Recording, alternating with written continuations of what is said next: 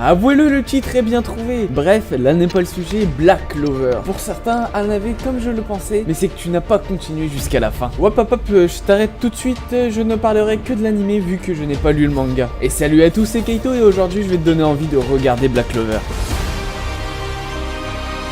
Pour ceux qui connaissent pas, au cas où, on a deux héros, Yuno et Asta, deux jeunes héros qui veulent devenir empereurs mages. Yuno et Asta, ils ont été élevés ensemble depuis qu'ils sont tout petits. Ce sont deux meilleurs amis et surtout deux rivaux. Mais deux rivaux qui sont complètement opposés. Yuno est un surdoué de la magie et Asta est une bête physique, mais surtout dépourvue de la magie. C'est pendant la cérémonie où l'on obtient les grimoires de mages que Yuno reçoit un légendaire grimoire avec un trèfle à 4 feuilles. Alors que Asta, lui, repart sans rien du tout de son examen. Mais très vite, Asta, il en obtient un, pas comme les autres, noir un peu obscur. Ouais, c'est un grimoire d'anti-magie, avec un trèfle à 5 feuilles. Et bien sûr, un grimoire d'anti-magie, ce serait pas la meilleure magie dans un monde magique. Si juste ça vous donne envie de regarder la suite, surtout, petit conseil, n'abandonnez pas si vous trouvez ça nul. Je me suis arrêté vers l'épisode 30 en me disant vraiment que l'animation était nulle.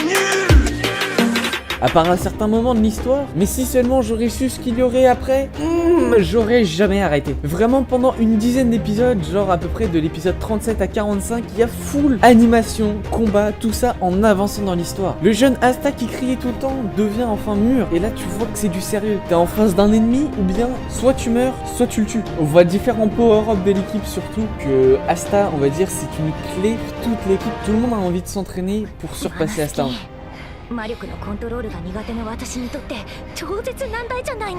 Une Noël qui défonce le roi de la savane.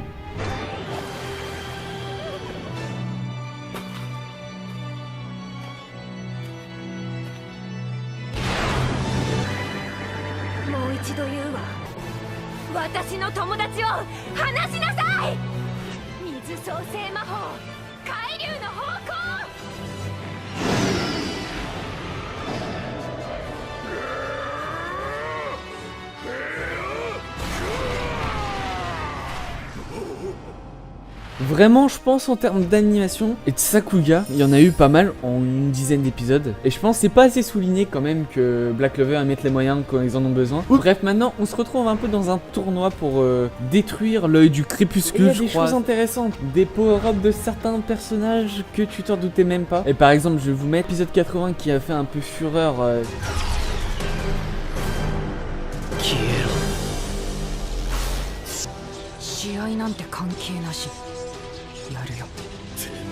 Vraiment, quand t'écoutes et tu regardes la scène, t'as pas envie de niquer le mec devant. Écoutez-moi leur voix, l'OST derrière, ça vous donne pas envie de regarder? Vraiment. Et quand je vous dis que c'est long à se mettre en place Black Clover, c'est vraiment long. Genre moi j'ai mis 20, 25, 30 épisodes, j'ai pas trop aimé. Mais à partir de là, quand t'as le déclic, quand t'as le combat d'Arrow Noir vs le roi de la savane là, à partir de là, Black Clover c'est vraiment intéressant. Vraiment, j'espère juste que ça va continuer comme ça, que ça prévoit du lourd, qu'ils améliorent un peu l'animation parce que des fois il y a des plans, c'est chiant. Et un plan après, genre t'as full animation, tu comprends que dalle. Sur ce, c'était Kaito, moi je vous dis à la prochaine, Jamnamina. Et pour les curieux, n'hésitez pas à me suivre sur Twitch et Twitter. Hey, abonnez-vous, peace.